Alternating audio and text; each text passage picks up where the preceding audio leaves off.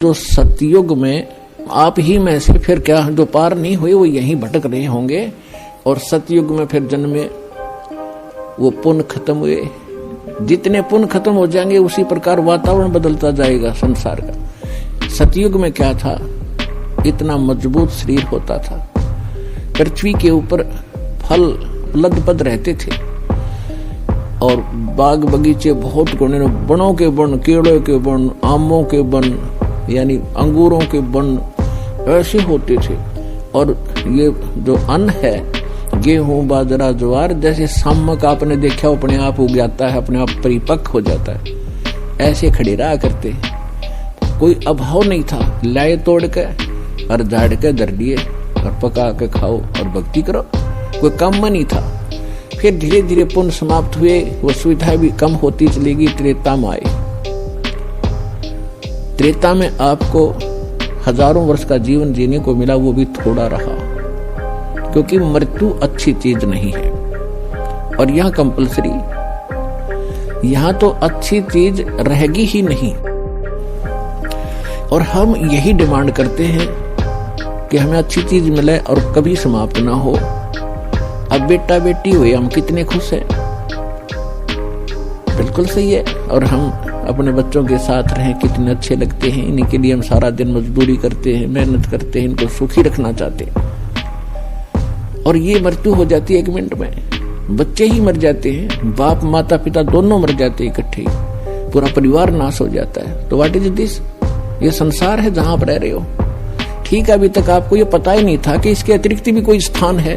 तो ये भगवान ने आके बताया है, और कुछ अपने गवाह भी तैयार करके वो कच्चा काम नहीं करते। अपना उन्होंने गवाह भी तैयार करके जिन महापुरुषों को उस स्थान पर लेकर गए जो सुख में सथल है। गीता अध्याय नंबर 18 के श्लोक नंबर 63 में कहा कि अर्जुन, तू सर्व भाव से उस परमेश्वर की शरण में जा, उसकी कृपा से तू परम शांति को और सनातन परम धाम को प्राप्त होगा। परम शांति वहां होगी जहां मृत्यु नहीं है, और जहां मृत्यु है शांति किसी। अब चाहे प्रधानमंत्री बन रहा है बाप, और बेटे का तकलीफ हो जा या एक्सीडेंट हो जा, जब वो सुनता है ना एक्सीडेंट हो गया, कलेजा न्यू करे उसका, अब क्या हुआ क्या हुआ, जब न्यू कह लेना बच गया, जब शांति हो है। तो यहाँ कोई जीवन है या शांति है? हम सोचे राजा सुखी, पूरी पृथ्वी का राजा भी महादुखी है इस लोक के अंदर। तो सुख कहाँ है वो बता दिया भगवान ने कि सतलोक में है, जहां आप पहले रहा करते थे। उस सुख को आप यहां खोज रहे हो। जो बूरा की मंडी में सुख था वो नमक की मंडी में नहीं हो सकता।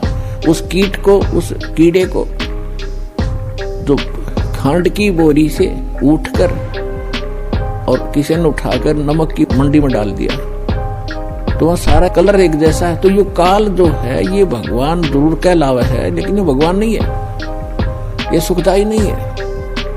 तो उस सतलोक की और यहाँ की एक जैसी रचना है। ऐसे मनुष्य वहां है, ऐसी सृष्टि जो की तू है। आप पहले वहां रहा करते थे, चींटी से लेकर हाथी तक जितने भी असंख्य प्राणी हैं यहाँ पर, वो इतना बड़ा लोक है।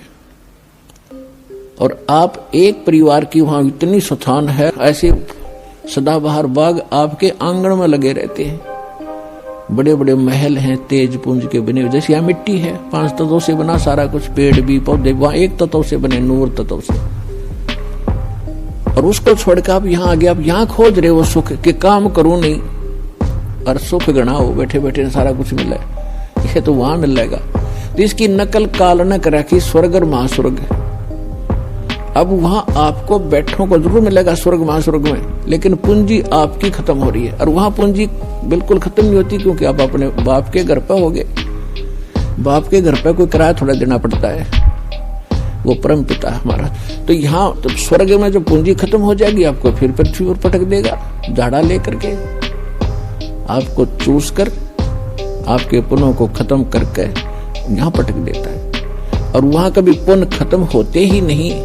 जो प्राणी वहां जाएगा वो पुण्यों से इतना परिपूर्ण पुण्य हो जाएगा इस भक्ति, सत भक्ति से, और फिर अपने भगवान के पिता के घर चले जाएंगे। फिर वहां समस्या